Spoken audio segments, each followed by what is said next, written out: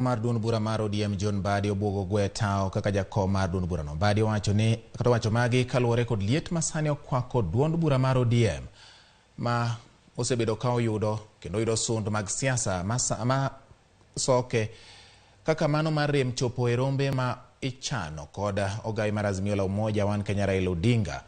Moko kuom jood bura bende osebedo ka seyo yo ma itayo godo duond bura no. Mbadi wacho ni pod onyalo medo konyo ODM kata ka ok odhi e romo makamago. Many of us have been around for this party for long, and I'm still there, and I can serve this party at whatever capacity. Those who think being chairman is so important to them, let them offer themselves. I am very ready to leave. Right now, I'm the chair, but I'm not dying to be the chair of ODM. I have done my bit, so what is their problem? That's why they took away minority leader from me. Since they took it away, see, I'm still alive. They can also take chairman. I'll still be there.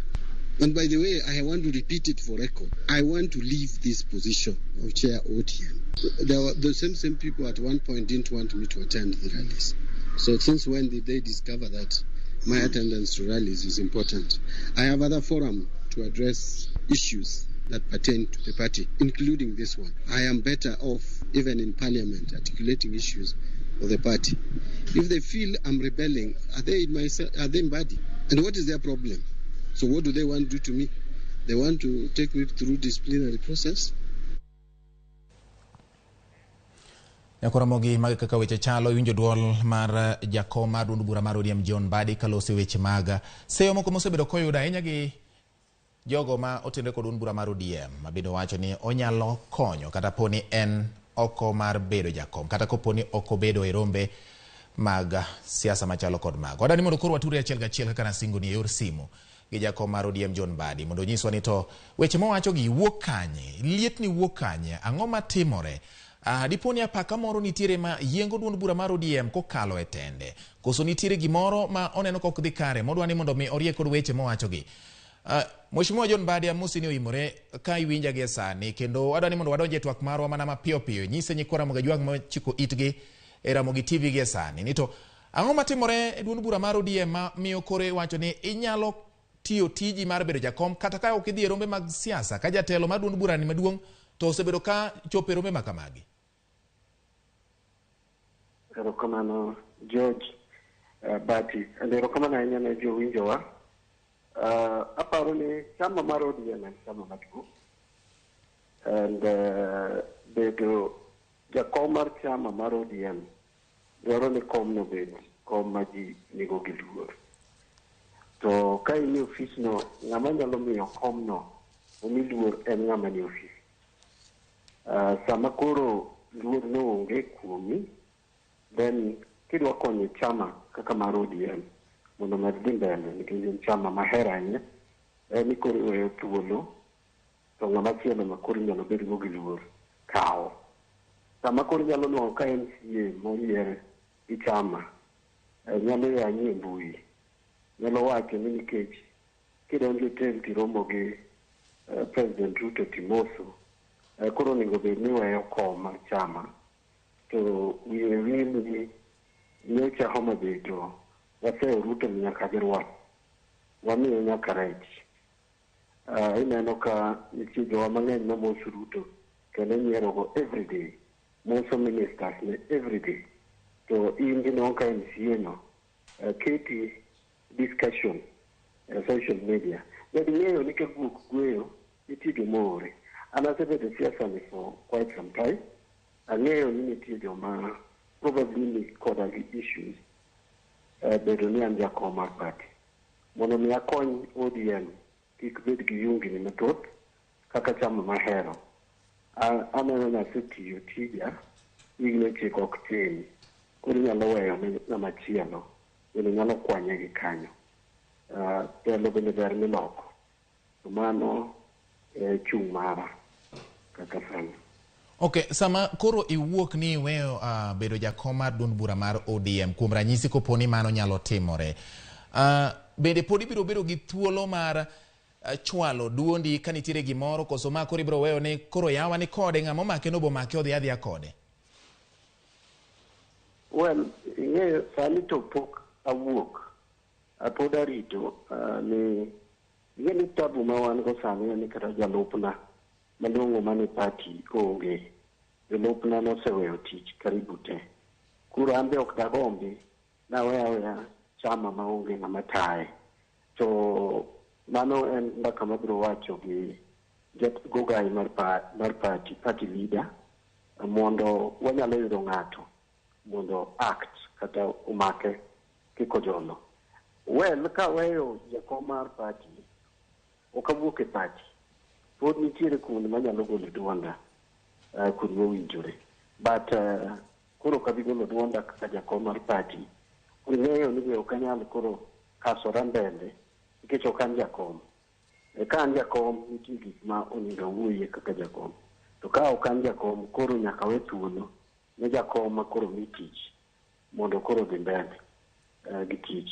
Ka nitiere kaman kaka member moro amora nikech koro abiro bedo ordinary member mar the party, pod an member of parliament, so pod abiro bedo member mar the party. Abiro wuoyo kaka member mar the party. Kama nitie midwaro duonda pod abiro wuoyo kaka owinjore. To kogik sama be koro aneno ni koro aweyo kata siasa, pod anyalo dok seka makwaye diek. Sani diek dongo maber seka anyalo dhi kwa diek kono.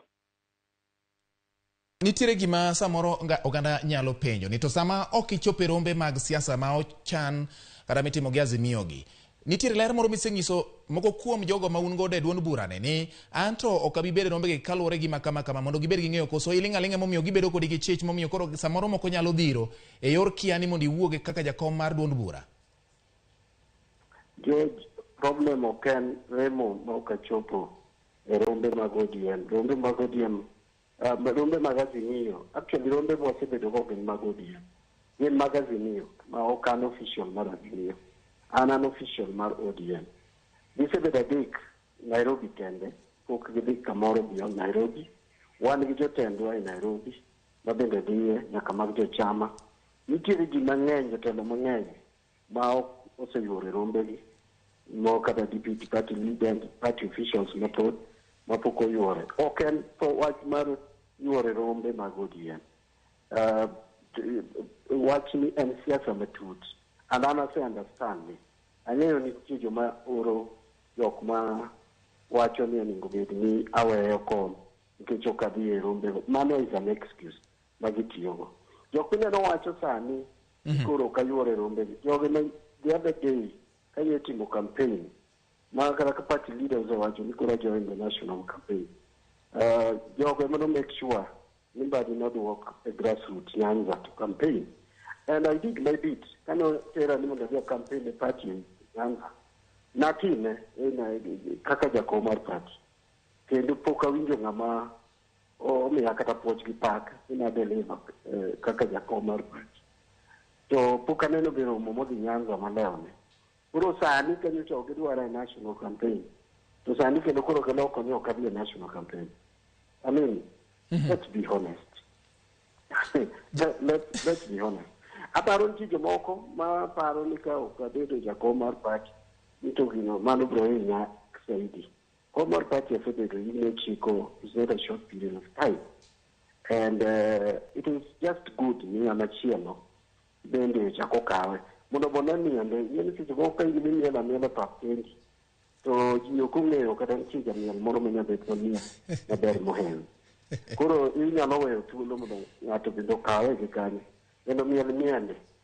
Bang' mano koro ji biro bedo gi comparison. Ji nyalo timo, nyalo pimo. Iwacho ni sembe, ipimo gi nyamin. Koro nyalo pim ni to yo Mbadi miel nogoni. Yo mang'ane miel goni. Omiel maber molo Mbadi kata Mbadi ne miel maber.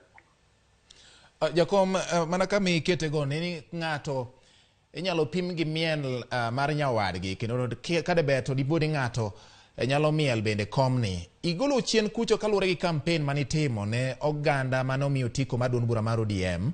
Iwacho ni noluoki kowuok e grassroots kata kor gwenge ma Nyanza. Kom ma ibede sani mar jatend komiti ma ochung' ne weche mag omenda e od bura miluongo ni PAC.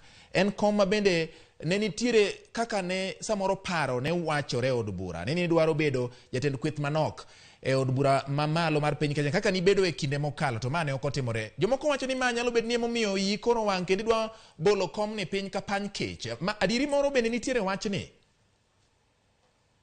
Ando ngandano an ka yo wang' mokanda. Ng'ama yok de wang'. You see, kom mar bedo jatend kweth manok e od bura. Nen kom mane an go e bunge mokalo. Yes. To bunge ni to nyoko ni gabedie. Manya diri makende. Kaka ne wawuoyo gi jatenda, ne onego bed ni adhi bedo e cabinet. To kaka Nyasaye loso gige, nachaka bunge. So obviously an aparo, ni kaluwore gi tich mane atiyo, nonego bed ni adhi mbele gi tija kaka minority leader. But chal ka gima nomiya emotion. So ne okomora, mano wach mano wagoyo mbaka gi party leader mara, ma en bende none owinjo kama ne okodonjo maber. But nosekalo.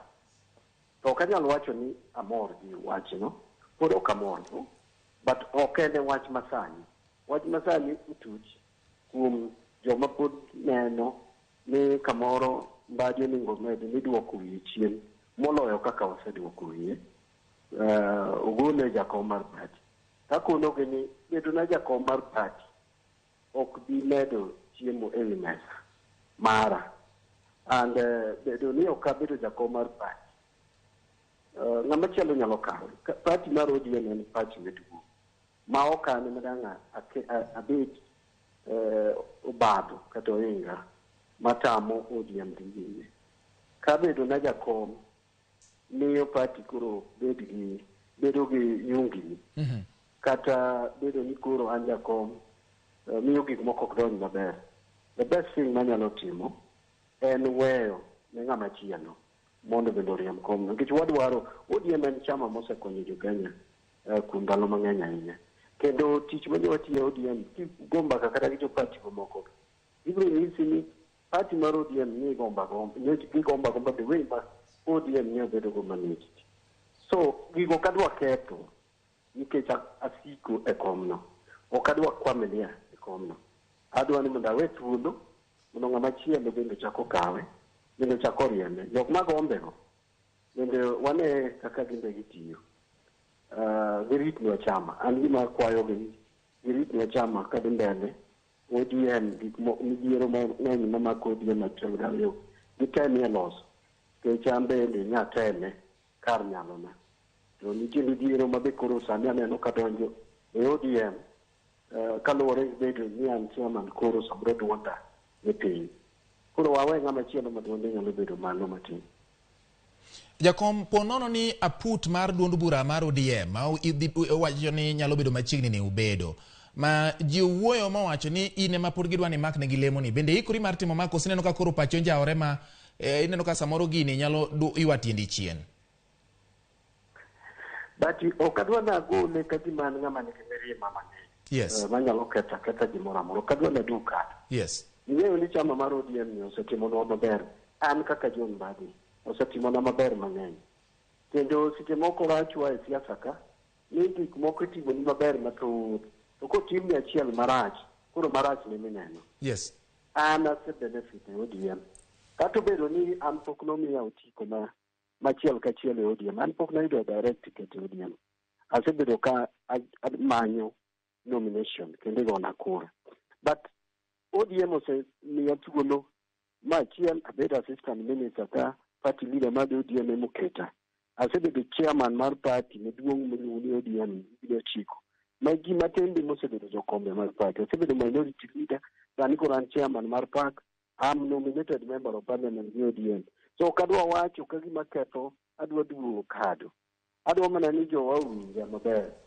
Jolup ODM owinja maber ni adwaro mana ni luoro bedie party e kom mar ODM. Kom mar ODM ni aneno ka koro luor rumo. Ni kama koro inwang'o ni MCS koro yanyi to MCS ke yier gi ODM. Nyaka ma nominated by the way. Yanyi e public rally. Mano koro ketho luor ma jakom mar party ni obedo go. To ka ane mamiyo koro luor bedo maonge jakom e komno. Koro the best thing manyalo timo ne komno en weye. Bara okawe ni koro an gi mirima makoro ni joodi mochwanya.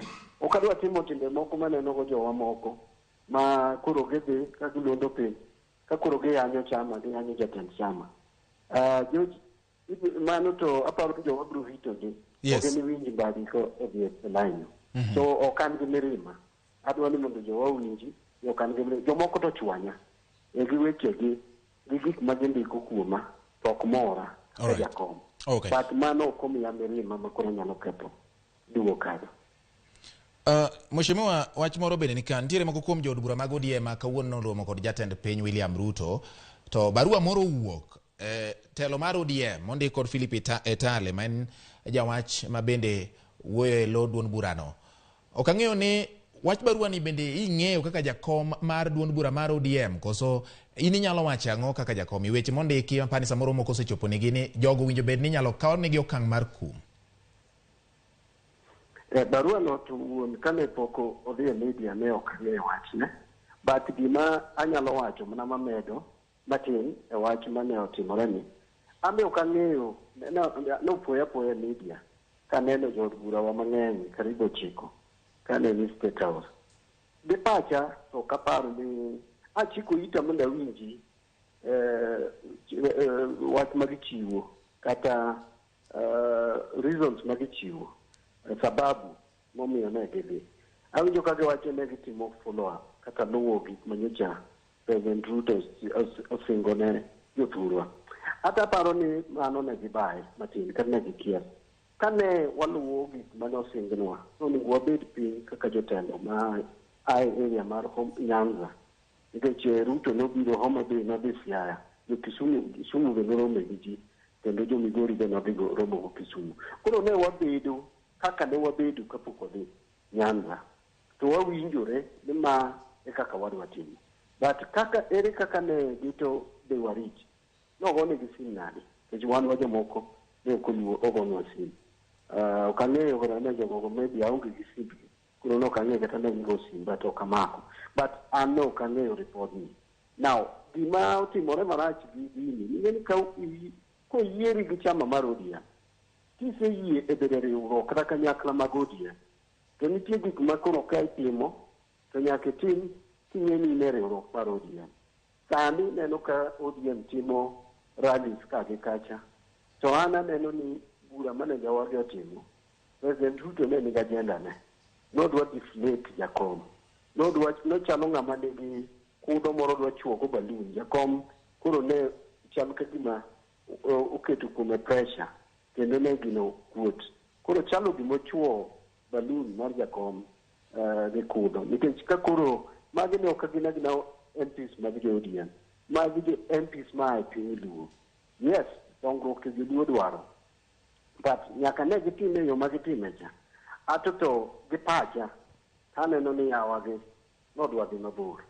Koro na sewacho ni kiny kaka jakom mar party, nachiw statement ma comprehensive e wachni, nikech ng'eni party ka e ane ma pod ofisa ema nigi teko miluongo ni kelo luoro party kata discipline e party. Koro abro chiwo statement mowinjore nikech komno pod ni e lweta.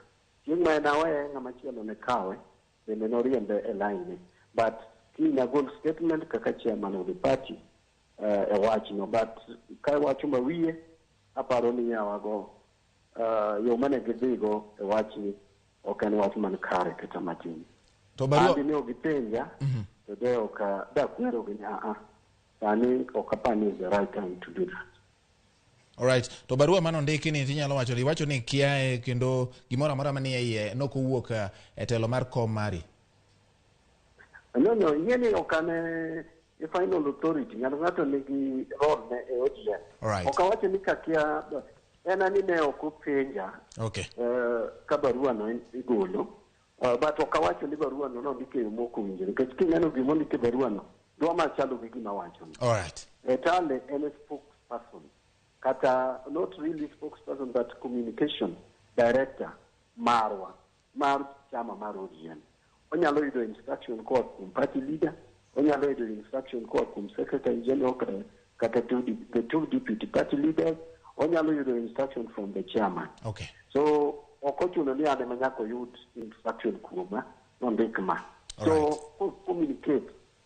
Party poko odagi ni gik monondik o communicate go rach. En ani na duoko penj ni ne ok ang'eyo kapok ondiko barua no.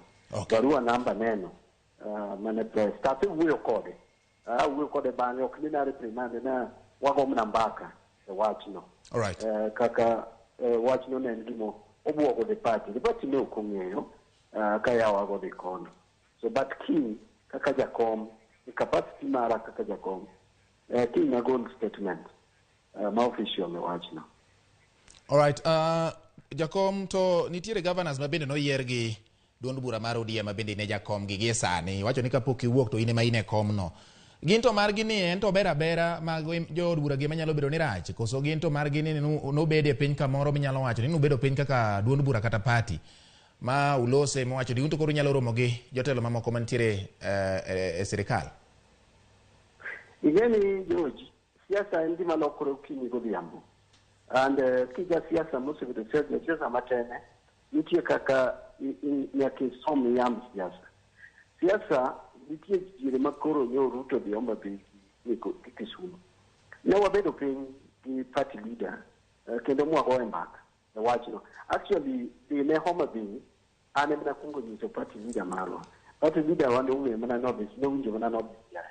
Kuro ne Homa Bay ane mana ayudo report, share kode, ma wabedo piny, mwago mbaka, mwawinjore, ma party leader ukono wane mar ubire weche mag dongruok yudu romne. But bang' mano, nitie gik moko mosetimore ka. Achiel kuomgi en report ma jago Firimbi cha nogolo, ne whistleblower. Okelo kendo siasa mopogore ka. Nitiere dictatorship makoro ne aka Kenya Kwanza mawuok kuom President Ruto makoro no ka IBC en modwa yiero kende. Nitie gik mang'eny makendo koro njaore siasa. Omiyo seche makamagi no onego bed ni kapok tija siasa ma somo yam siasa to kapok ikawo akang' moro amora to ne wabedo piny kendo. An gima natimo ni kado luonga wacho ni oyo utimo maber kuom luonga lakini teruru mos. Then ne wabedo kaka jochama to wago mbaka wacho nikech wan e siasa ma political parties. Yeah? Kati di mane piny mar America, kati di kure. Political parties bedo piny to go mbaka to pimo wach to neno kaka timo. So an aneno ni jowagi noningo som yam siasa masani to wang'ini ni yes ka wuoyi nitendo pod ero mako wirruok en ma pod en gi budget kata gi ofuko makanye. Ere kaka wadhi wuoyo kode. So mano gima noningo timre to ok otimore.